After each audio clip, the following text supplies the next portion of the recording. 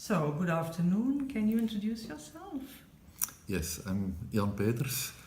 I'm 51. I'm an architect. I have my degree for architect now 29 years. I started first with my internship in an office for architecture in Sint-Truiden, a city close to where I live. And I worked there for 10 years, and now I'm 19 years working as an independent architect.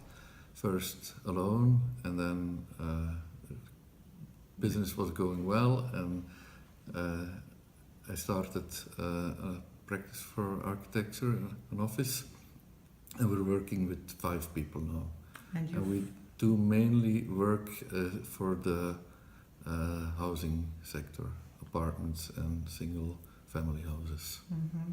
And you've recently been nominated for a very original project, I've seen. Yes, I've been nominated for a project in the city where I live. It's a new urbanistic idea, and the architecture was quite Innovative. Innovative, Yeah. yes. And sustainable. It was about sustainability. Yes, also. Okay. We only, in the last 7-8 years, we do mainly highly sustainable projects. Mm. You've also worked with international partners. Could you tell us something more about that? Yes, I didn't have real projects with international partners, but I have some international experience. It started in Poland. It's about 10 years ago. I designed a project, and then we also made the project. This was also a building with housing or apartments, what we developed ourselves. And for that purpose, you started to study the Polish language, I've been told. Yes, it's a very difficult language. Yes. I studied it for a year and a half, quite intensively. And at that moment, I could speak it, and then I could understand everything what they said. Now, my Polish was not perfect, but I could. It helped me a lot. Yes. So do you think it's important to be able to speak the language of the partner you work with? Yes, I think it's very important, especially in Poland 10 years ago, where most people only spoke Polish. So, and the Polish culture, can you tell us something more about that? Yes, the Polish culture is quite different than our culture in doing business, because there is much less trust between people than in Belgium. Oh, yes. So how do you notice this? They ask prepayments for everything, even after a few years of working together. They ask prepayments. That's something what we don't like to do, because you never know if they will deliver yes or no. So. Yes. Okay.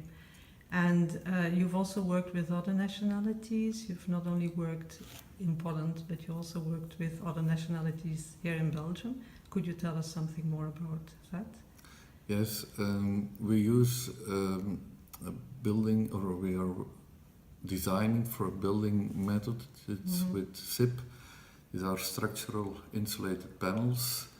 It's an improvement for the isolation of the building, but this is a product what is designed originally about 50-60 years ago in the United States, and I found it in internet, and then I came to the closest companies were in Ireland, Czechia, Romania. So then I contacted the Czech company, and after our first contacts, and then we ordered these materials, and we're very happy, and it's a success for us. Okay, well done. Could you tell us something more about what you think is important for a beginning SME to take a step towards the international market or international partners? What do you think is important to know or to be? Or the first thing I think what is important is the motivation and the courage. because it's always a little bit an adventure. You have to calculate, of course, and see if it's worth to do this. Yeah, these are things that you have to have in your personality. I think. So courage, courage to take the risk, or Yes, courage to make the step to go to do your business. On another scale. Okay.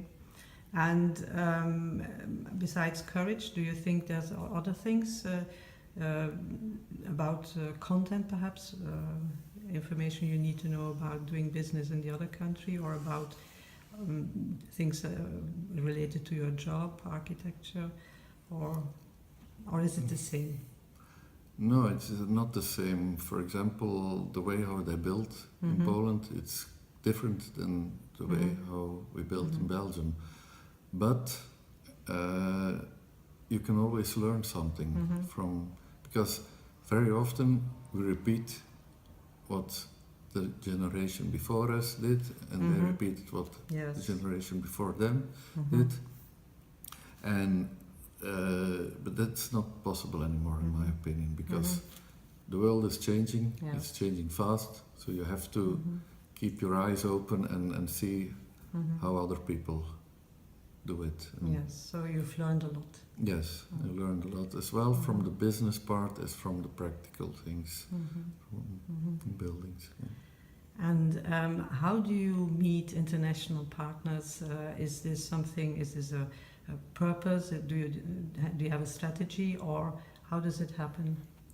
This in my experience, so the first project we actually built in Poland, out of this came a lot of contacts from Polish companies, Polish producers of materials also, and it's like once you're in it and it's rolling, and you can pick the best things out. Okay. All right. Do you have? Do you also travel a lot, and does this help to find possible business partners? Yes, this can help, and I'm not afraid to send an email before I go on vacation, and in my experience, it's very easy to make contacts with other architects. Okay, they see my email address, they can check my website maybe, but each time, and I did this in Tokyo, in London, in Vancouver, Canada, each time when I send an email, I always get a reply, and we always come to a meeting, and usually it's a meeting and a lunch, and it's an informal meeting, and it's very nice to have this international contacts also. So just to finalize this, what would you say to young entrepreneurs who are thinking about going or starting up an international business? What would you say to them?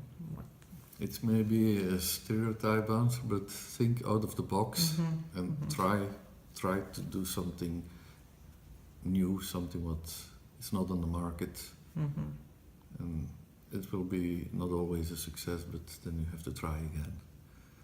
Okay, thank you very much.